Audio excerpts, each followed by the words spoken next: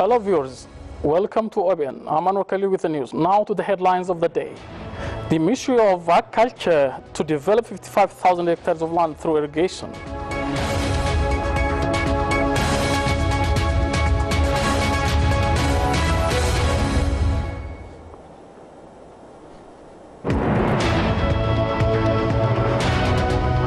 Russia jet crashes after Moscow takeoff.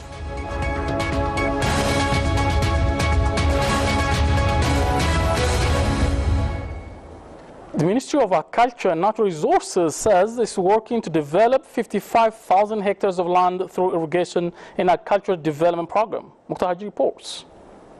Ministry of Agriculture and Natural Resources has discussed with different stakeholders about the significance of agricultural growth program in supporting and transforming the stage of agriculture sectors of the country in Adama town. On the discussion, State Minister of Agriculture and Natural Resources, Dr. Kaborges said the government has given the attention to the AGP to transform the sector. The government is actually to increase production and productivity over the years. This production and productivity was mainly dependent only on rain. AGP, Agricultural Growth Program, mainly actually emphasizes on really establishing the big projects in irrigation. It may be a construction of dams, small dams, or it may be a construction of canals leading water to the irrigated areas. Dr. Kaba said in the second round of AGP, the government has planned to cover more than 55 hectares of land by small irrigation projects. In the second phase, the plan is about 55 hectares of land to be covered by irrigation. For this, I think the 2.5 years have already lapsed. And for the remaining 2.5 years, we have to work very hard. We have to identify the weaknesses and the strengths in the last 2 years. And then this weakness and strength has to be apportioned to actors. It may be a contractor, it may be a consultant, or maybe the owners. The national coordinator of AGP, Kabiru Balana, said lack of proper capacity of stakeholders has been seen as a main barrier of the sector. He said they have been working to fill the gap through providing different training and capacity building activities at national level. The program is comprehensive and multi-sectoral. So all different stakeholders are involved in implementing this program. So the stakeholders are ready. We organize different forums at different level to aware and strengthen the capacity of this stakeholder. So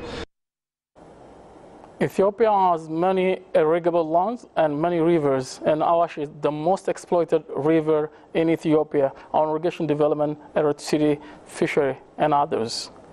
The Oromia Women and Children Affairs Bureau stated that strengthening women performance and leadership capacity is crucial to ensure wider public rights and benefits. Leadership training has been given to 196 women in Oromia Leadership Academy. Oluma Baina at the story.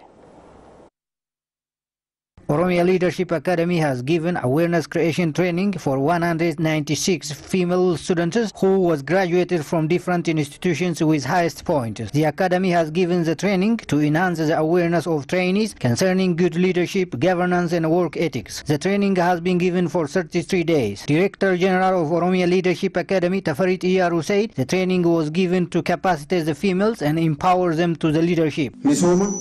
Democracy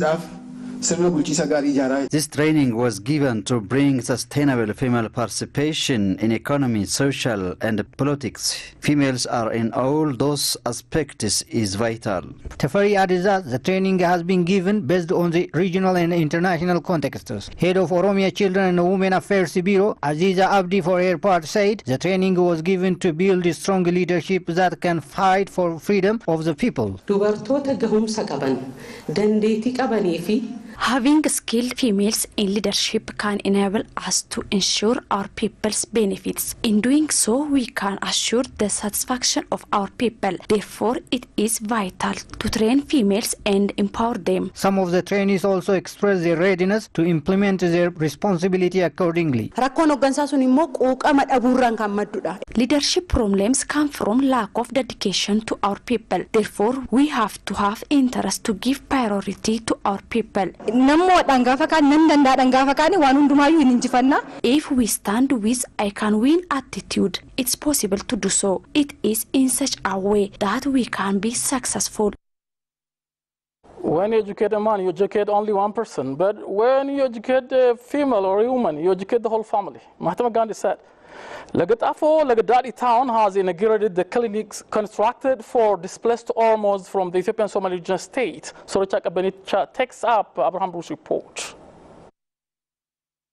Clinic has been constructed for displaced Oromo citizens from Ethiopia-Somali in Lagattafo Lagadadi town by residents of the town and investors. The construction of this clinic has been completed and inaugurated. Dr. Hailu Warko, who is investors in the town, contributed for the constructed clinic by cancelling the program to construct his own clinic.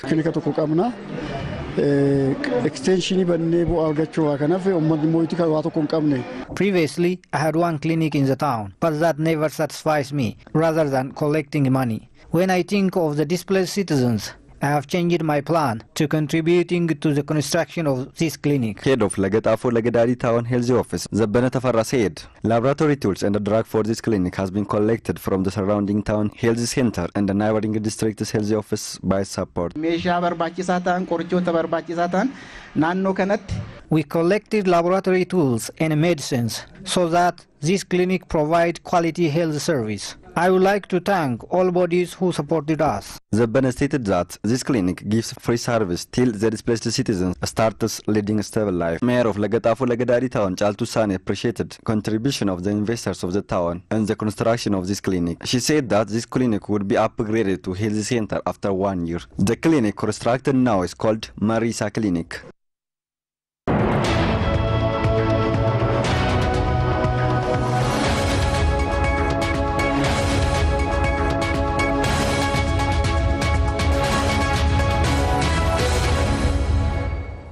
Welcome back. Now to the news from Eurasia. A Russian passenger plane has crashed after leaving Moscow's Domodedovo airport with 71 people on board. The Saratov Airlines jet vanished minutes after takeoff and crashed near the village of Argunovo, about 80 kilometers southeast of Moscow. Officials told Russian media that all those on board are thought to have died. The AN-148 was en route to the city of Orsk in the Urals near Russia's border with Kazakhstan. It crashed early in the afternoon local time. Pictures from the crash site appeared to show pieces of wreckage in a snow-covered field. Saratov Airlines is based on Saratov, 840 kilometers southeast of Moscow. In 2015, it was banned from operating international flights when surprise inspectors found someone other than the flight crew was in the cockpit. The airline appealed against the ban and changed its policy before resuming international charter flights in 2016. It flies mainly between Russian cities, but also has destinations in Armenia and Georgia. The BBC reported.